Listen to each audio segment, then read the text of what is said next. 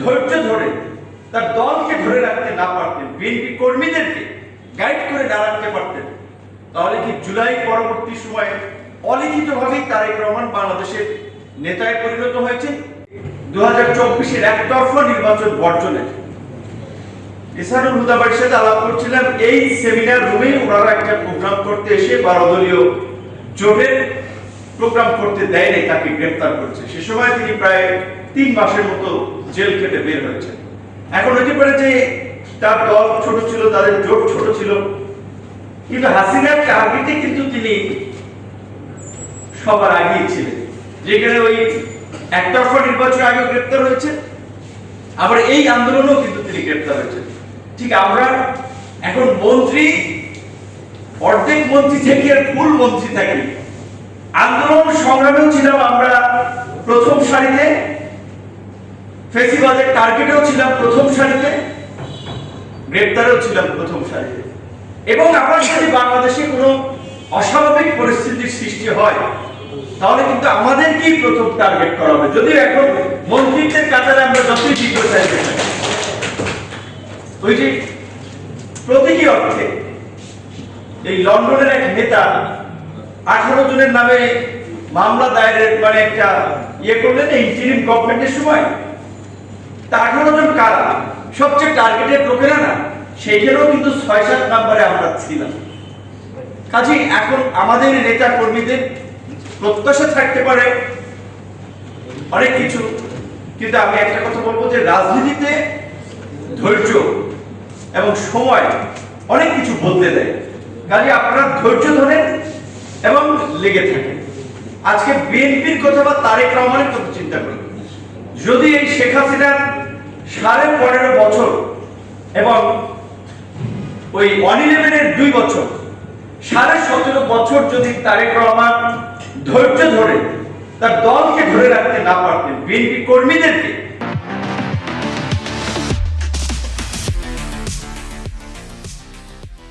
Guide করে না রাখতে পারতেন, তাহলে কি জুলাই পরবর্তী সময়ে অলিখিতভাবেই তারেক রহমান বাংলাদেশের নেতায় পরিণত হয়েছে? এবং বাংলাদেশের মানুষ, ব্যবসায়ী, বিদেশি সবাই কিন্তু তার দিকে তাকিয়ে রয়েছে, বিকজ এটা বুঝতে পারছিল যে এই দেশকে রাজনৈতিকভাবে পরিচালনার জন্য এই গণ-অভ্যুত্থান পরবর্তী রাষ্ট্রের যে বিশৃঙ্খলা, নৈরাজ্য, পাল্টা তৈরি হয়, এখান থেকে একমাত্র পথ দেখাতে পারবে বিএনপি, বিকজ তাদের একটা সুসংগঠিত দল আছে, রাষ্ট্র পরিচালনার অভিজ্ঞতা আছে। তখন কিন্তু জামাতের দিকে বিদেশিদের দৃষ্টি ছিল না, বা এনসিপি এটা তো গোনার বাইরে ছিল, কারণ এটা তো সমাত্র ডিম থেকে বাচ্চা ফুটে বের হয়েছে। তারা যে একটা রাজনৈতিক দল করেছে, ওইটুকু যদি ডক্টর ইউনূস বা অন্তর্বর্তী সরকারের কৃপা না থাকতো, এইটুকু দাঁড়াইতে পারতো না। যেইটুকু দাঁড়াইছে বিভিন্ন জায়গা থেকে, মানে হচ্ছে এই পকেট থেকে ওই পকেট থেকে রিজেক্ট মাল নিয়ে এক জায়গায় ফিরে তারা একটা পার্টি দাঁড় করার চেষ্টা করছে। কিন্তু এভাবে রাষ্ট্রীয় পৃষ্ঠপোষকতা থেকে কোনো দল দাঁড়ায় না, এবং এটাও দাঁড়াবে। এটা পরিণত হবে ফ্রিডম পার্টির মতো। ফ্রিডম পার্টি আপনার গুগলে যে সার্চ দেবেন যে ফ্রিডম পার্টি, ফ্রিডম পার্টির মতো পরিণত হবে। এখন যতই লাফালাফি করছি না, কারণ সরকার বা তারেক রহমান সহনশীল, মানে চাচ্ছে যে এই আওয়ামী ফ্যাসিস্টদের তো রাজনৈতিক কবর হয়ে গেছে। কাজে এটা যতই ভারতে বসে মিলাদ মাহফিল করুক, এটা এই মরা লাশ আর জিন্দা হবে না। কাজে এই জন্য রাজনৈতিকভাবে তো অপোজিশন লাগবে তারা।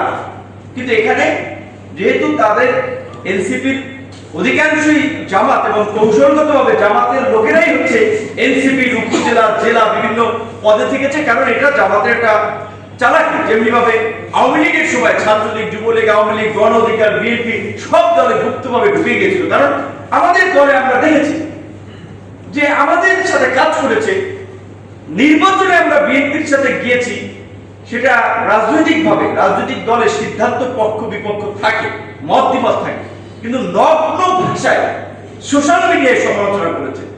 পরে প্রোফাইলিং তারা জামাতের পক্ষে ভোটও চাইছে, দল করে গণ অধিকার, কিন্তু এই কাজ করেছে শুধু গণ অধিকার না, বিভিন্ন দলে এই গুপ্ত জামাতিরা ছিল, যেটা নির্বাচনের সময় আমরা কিছুটা পরিষ্কার হয়েছে। এই জামায়াত ইসলামী এখনো ওই ধান্দায় আছে যে বিভিন্ন দলের মধ্যে তাদের এজেন্ট ঢুকিয়ে দিয়ে ঘোলা পানিকে মাছ শিকার ফায়দা নেবে। আজকে একটা ঘটনা হয়েছে, বলেছে, আমার একটু লজ্জাও হয়, বিব্রত বোধ করি, কারণ তিনি আমাদের সংসদের সহকর্মী, একজন এমপি সাহেব তাকে চড় মেরেছেন। কারণ ওই যে কথা ছিল, আগে আমরা শুনেছি, দলের নাম বলবো না, আন্দোলন করতো, সচিবালয় ঘেরাও, প্রধানমন্ত্রীর কার্যালয় ঘেরাও, কিন্তু পুলিশের সাথে আলাপ আলোচনা হইতো যে আমরা ওই পর্যন্ত যাবো, হালকা ধাক্কা ধাক্কি করবো, আপনারা একটু ওইভাবে করবেন, পত্রপত্রিকা কিছু ছবি আসবে, কোন দলের কোন দলের কথা বলতে আমি এটা বলতে চাই না, কিন্তু এরকম একটা কন্ট্রাকচুয়াল কিছু দলের আন্দোলন হাসিনার সময় হইত। তো এখন হয়তো ওনারা ভাবছে যে সব দল বলতেছে যে কর্মসূচি দেন, সরকারের বিরোধী দল প্রধান আপনারা বক্তব্য তো গরম গরম দিতেছেন, কর্মসূচি, হয়তো তাদের ইঙ্গিত ছিল যে সচিবালয় ওই পর্যন্ত যাই আমরা চলে আসবো, কিন্তু কর্মীরা নির্দেশনা ভায়োলেট করে বলাইছে, কারণ তখন তো সেও চিন্তা করছে যে আরেকটু গেলে তো বিপদ, যেখানে থাপড় মেরে থামাইছে। এখন